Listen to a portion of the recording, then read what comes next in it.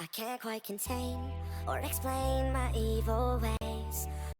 What is up, everybody? Enderheart here with another Gravity Falls fanfiction reading, and today in this episode we will be reading more of Cipher Secrets. We will be reading off of episode 10, chapter 10, same thing, but we will be reading more. We left off, it's Bill's son. He has escaped. As Kinessi expected, a whole lot of questions followed at the same time. Bill has a son? Did he date someone then? Escaped? Where? And when? Who would want to date Bill, Dana? What is happening? Silence! Kinessi shouted, angry, loud, low, and shouted in a scary, loud, and low demonic voice. His whole body turned to a navy blue, just as Bill's becomes red, and then recomposed himself as he turned back to his normal coloration. Beatrice wanted to try and calm him down, but he didn't want to get involved. She knew that when her twin brother got angry and impatient, many things could go wrong. Usually someone would get hurt. Though his attitude impressed her, honestly, it did. Kinessi was a calm person, a demon. He rarely shouted because he used psychologically. It seemed like he was nervous due to the new information that they had discovered. Stop asking me stupid questions. This information is not for children. Now, let's continue with our lessons, like nothing happened. Shall we? His tone seemed tempted. I'm spitting all over my pictures while I'm reading. I gotta move my pictures away so they don't get covered in my spit because I don't want my pictures covered in my spit. There we go. I spit when I read. JK. Many things. Wait, where was I? The four young apprentices exchanged worried glances before turning back to their mentors and then nodded. The four of them wanted answers so badly because they were, even if the mentors denied, somewhat involved in this case. Bill's son had escaped somehow, and the apprentices found their animal forms. They had been attacked by a fierce, bloodlusting wyvern. Kinessi was having a fit. Many things were happening at once, and it was hard for them to relax and stop asking questions. Calm down, brother, Beatrice said, rolling her single eye, turning to the four children wearing white, clean tunics in front of her.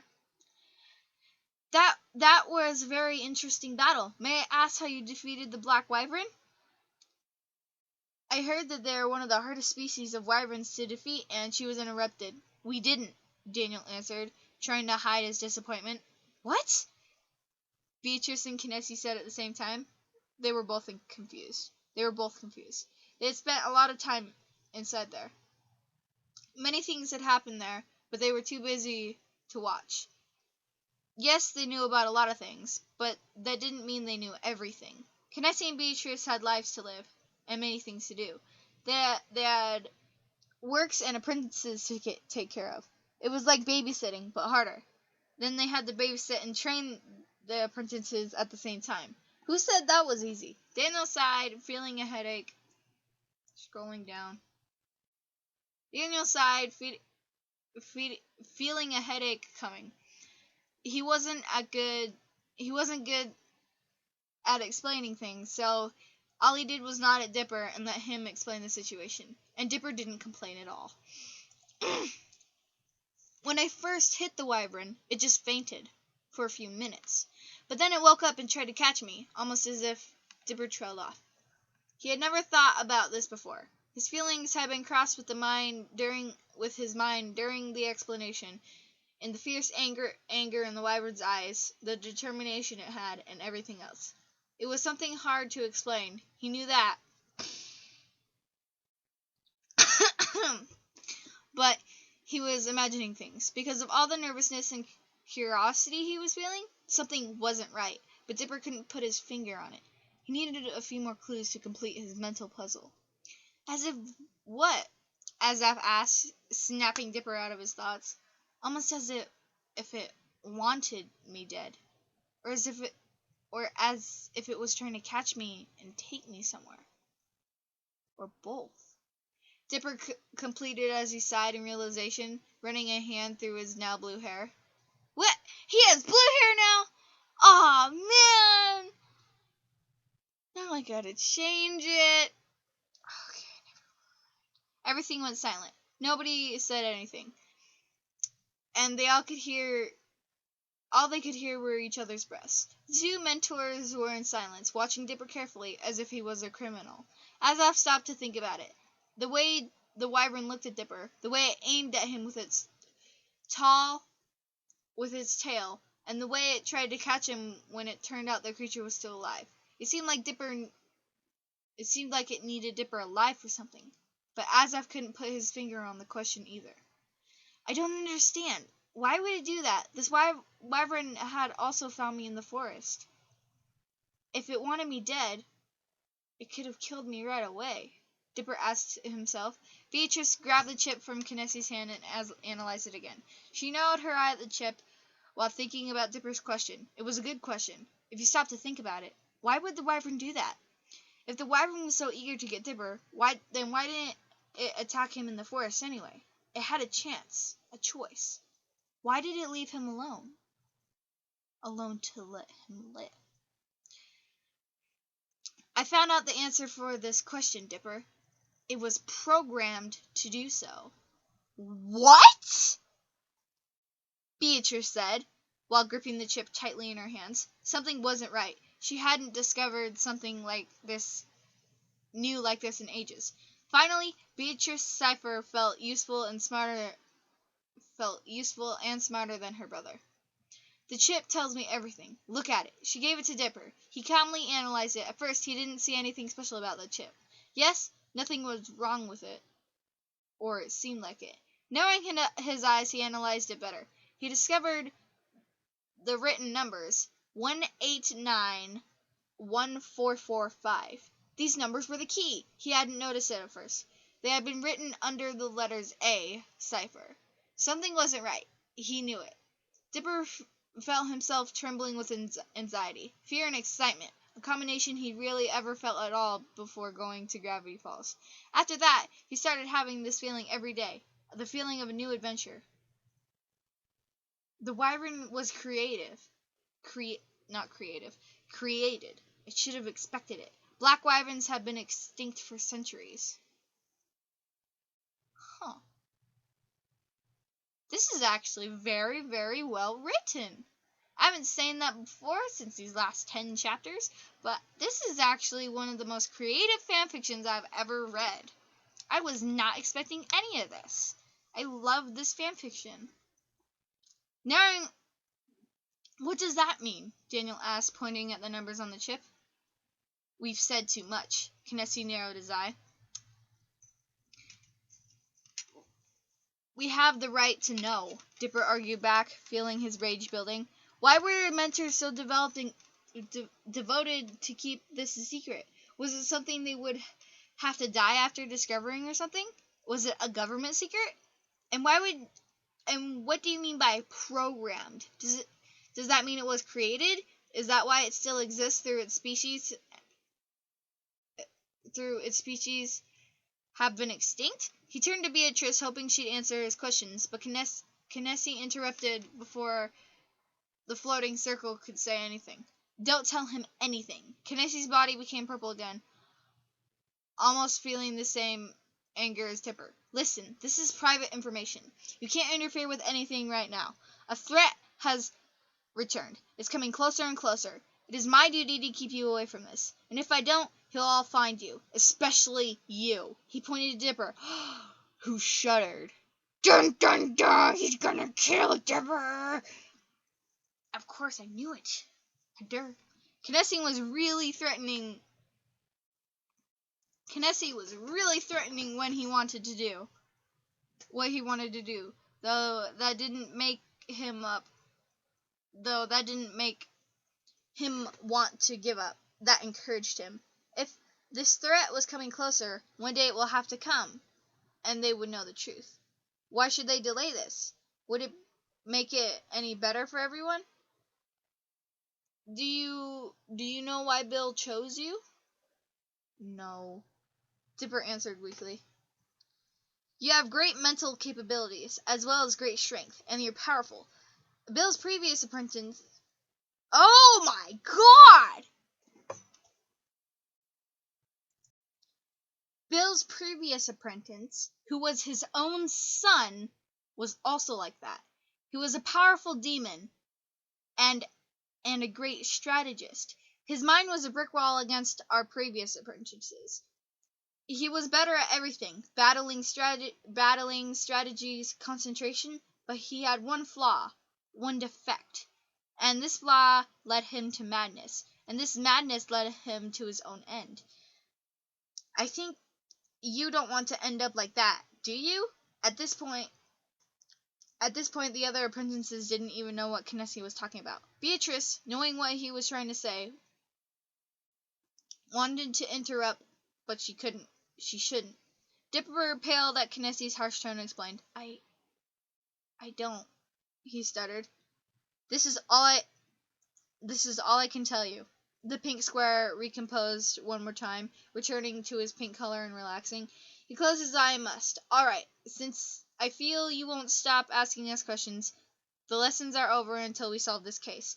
I don't want to see you sticking your noses in this. Otherwise, heads will roll. And these heads will be yours. Ugh, that sounds wrong! Now it's time to go. The world around them started to crumble. Beatrice snapped her fingers and the other apprentices had their normal clothes back on. They were also fading, starting from their legs and going up to their bodies. Their vision was getting blurry, and even if they were trying to fight against it, they fainted, and everything went black. Finally, after like 8 episodes, we're finally out of the freaking dreamscape. Out of animal forms and out of the dreamscape. Finally.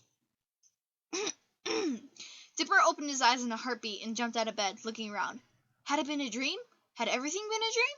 Even about the wyverns, the story about Bill's son, the mentors, and everything else? It felt like a dream. A weird one. Dipper sighed and put his hand on his head, sitting back on his bed. Everything was spinning inside his head. He couldn't think. Looking down, he noticed how he had his clothes back on. The pine tree hat, the orange shirt, his gray clothes, the navy blue vest, his shoes. Yes, it was a dream, Dipper thought. As he wanted to tell himself that confidently, he couldn't. What would he do? It sounded like whenever he was close to discovering something, another thing completely different happens and prevents him from finding anything out. Dipper got up and was about to open the doorknob when the knob turns by itself and somebody enters inside the dusty attic. Dipper almost tripped upon recognizing who had just entered. It was Mabel, his twin sister, and she didn't look very pleased. Dipper was already thinking about the best excuse to give her. Wait, I'm a bit confused. What has been happening with Dipper and Mabel, because I have been reading Demented and they're kind of getting mixed together in my brain because somebody, Bill, is up in my head mixing my thoughts together. Hey there, Mabel, Dipper greeted in the most cheerful... Oh, hey there, Mabel, Dipper greeted in the most cheerful and normal way he could, though it didn't really seem to change the fact that he looked worried and frightened inside. Yes, stupid. Go like this. Like nothing really happened, even if you made a deal with a psychotic demon and I was probably being haunted by a dragon created by his son. And is probably being haunted by a dragon created by his son. Dipper thought as he reassured the urge to bite his lower lip and tell her everything. Dipper, we need to talk, Mabel said, and Dipper had never heard such a serious tone. Dipper, we need to talk, Mabel said. Dipper had never heard such a serious tone of voice in his life. Well, in fact, he did, but it didn't seem such serious business like right now. Dipper closed the door behind him and sat on the bed that was hers. Dipper, knowing this would take some time, did the same with his bed. You've been acting weird lately. And she was right to the point, not even trying to sound Mabel-like. with all our chit-chat and irresponsibility. And now Dipper was again thinking of a new excuse that would actually work, because the previous one now didn't seem like a good idea. Serious Mabel was serious Mabel, after all. What? No, I haven't. Of course I haven't. I would never do that. Why would you think that? Dipper stiffened nervously. First, you weren't hiding anything from me when you answer me with a no, I'm not. And when you are, you answer me with 5 statements, in which two are questions and 1 is an explanation. That sounds like you're in despair or something, Mabel explained, staring him in the eye. She didn't frown or smile. She was really serious, keeping her poker face. Dipper was impressed. I'm very impressed too, Mabel. How had she been so observant in all those years, and he hadn't noticed that? His sister was a genius or something like that, even if he wanted to believe she wasn't, or that she didn't use this characteristic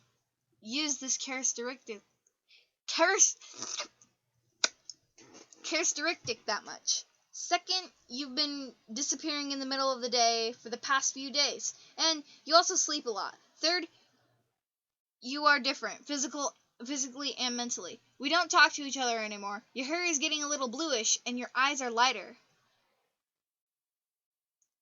Dipper's eyes widened as he grabbed the nearest mirror he could find. Indeed, his hair was still a light blue, and his eyes were a light yellow, the color of his wolf-form's eyes. He sighed. How could he explain this? Dipper thought these traits would go away when he turned into a human again, but they stayed, like an unwelcome guest that he had to keep. Dipper sighed silently, knowing this would be a hell lot harder now. I decided to dye my hair. It makes me look cooler, he lied. It works, Dipper thought to it. Computer would sleep.